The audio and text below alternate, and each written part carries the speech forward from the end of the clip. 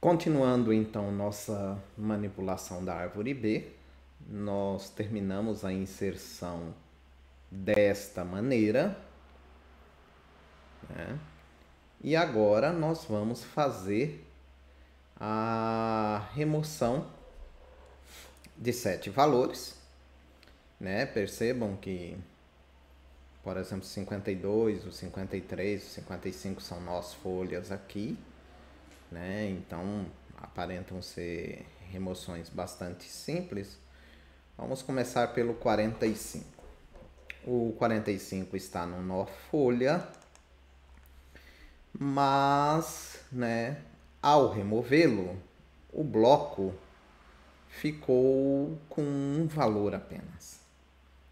Então eu preciso resolver isso fazendo rotação ou fusão. Em geral, né, o critério é tenta-se fazer a rotação, caso não seja possível, faz-se a fusão. Além disso, quando você vai fazer rotação ou fusão, geralmente tem um irmão que é dada a preferência para fazer esse processo. No caso, nós optamos, né, como comentamos no vídeo anterior, em fazer rotação ou fusão, preferencialmente com o irmão à esquerda. Nesse bloco aqui, eu não tenho irmão à esquerda. Então, obrigatoriamente, rotação e fusão serão com o irmão à direita.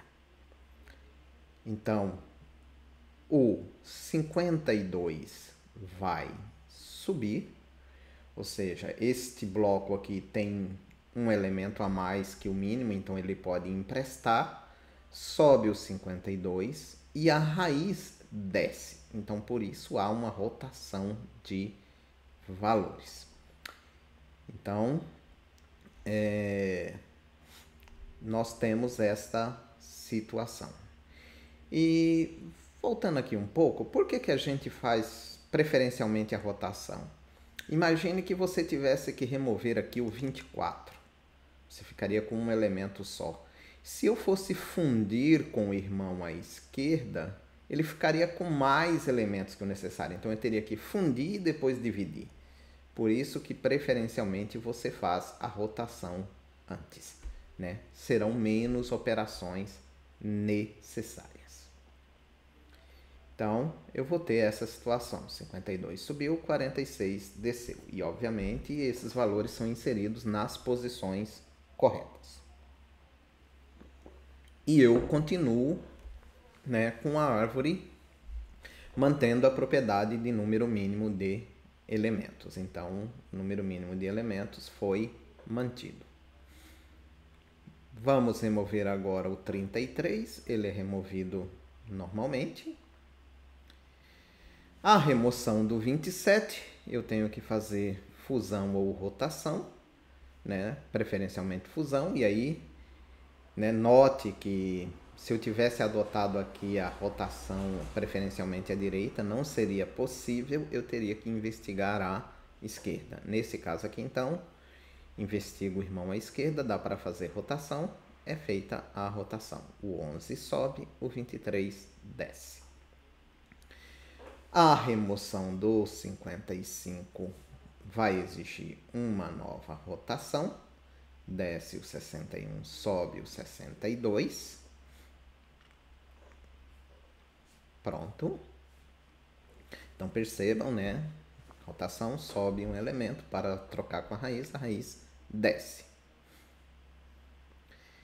Quando eu vou remover o 38, eu não tenho como fazer rotação ou fusão. Eu não investigo irmãos anteriores ou posteriores. Eu só investigo esquerda e direita. Ou seja, a rotação tem que ser simples. Envolver o número mínimo de nós, né, de blocos necessários. E aí, eu não tenho irmão à direita. Meu irmão à esquerda está com o mínimo de elementos. Não dá para fazer rotação. Eu tenho que fazer obrigatoriamente fusão. Na fusão, o filho desce, né? Então eu tenho aqui o 29. O 29 vai descer e os dois blocos serão unidos. Então percebam que eu terei um bloco novo, né?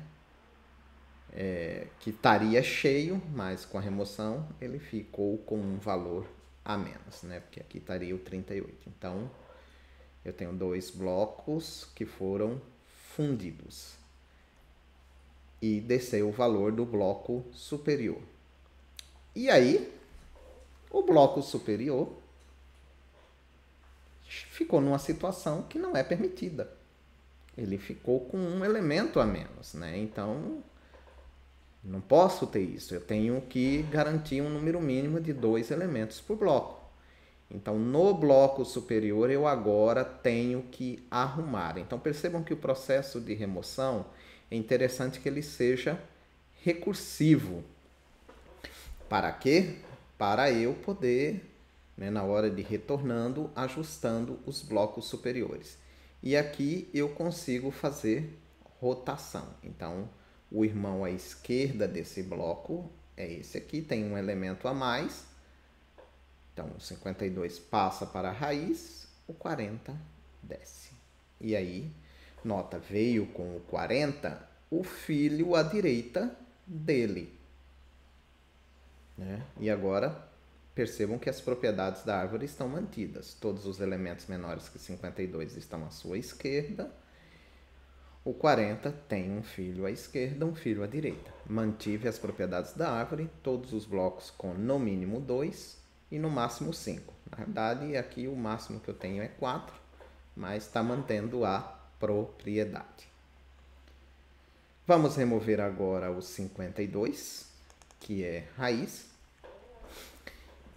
Ele não é um nó folha, então a remoção em um nó não folha tem que ser feita pela substituição pelo sucessor ou antecessor. O antecessor aqui seria o 46, o sucessor é o 53. O algoritmo, o implementado, ele vai fazer obrigatoriamente uma escolha. É inviável, é ineficiente ficar investigando o que seria melhor, se o antecessor ou o sucessor, a não ser que sua árvore tivesse poucos níveis. Então, no caso, nós optamos lá, né, no início do vídeo anterior por usarmos o sucessor. Nós vamos substituir pelo 53. Substituímos pelo 53 e aí o bloco ficou com menos elementos. Eu tenho que fazer rotação ou fusão. Aqui deu para resolver com rotação. Então, ok. Ficou mantida, né? Tá a minha árvore atendendo às propriedades. Na remoção do 53, eu repito o processo, substituo novamente pelo sucessor, e aí, né? E só voltando, como é que é mesmo que eu acho o antecessor? O antecessor está na subárvore à esquerda e é o maior valor, então eu vou sempre à direita e pego o maior valor. E o sucessor, eu vou na subárvore direita e pego o menor valor, então eu vou sempre à esquerda aqui, no lado direito, vou sempre à esquerda depois e pego o menor valor. Substituir pelo sucessor e eu tenho uma fusão necessária, né? Porque o número de elementos aqui é o mínimo, não dá para fazer rotação. Faço a fusão, ok, ficou certo aqui, mas no pai não ficou. E eu não tenho como fazer rotação. Então eu faço uma nova fusão e o que vai acontecer é que o nó antes, que era raiz, vai ter que descer. E o novo bloco agora, como envolveu a raiz, vai se tornar a nova raiz. E aí eu tenho a minha árvore final após aquelas inserções e remoções.